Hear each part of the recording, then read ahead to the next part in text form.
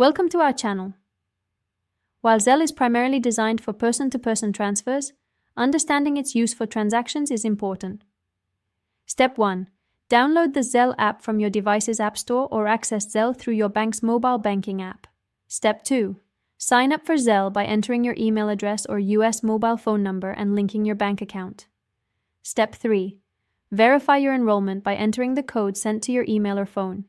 This confirms your identity and activates your Zelle account. Step 4.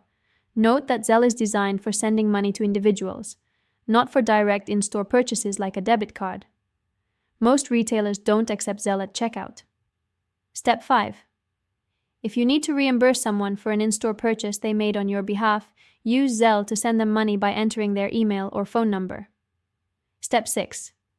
Enter the payment amount and include a note describing the transaction for your records. Step 7.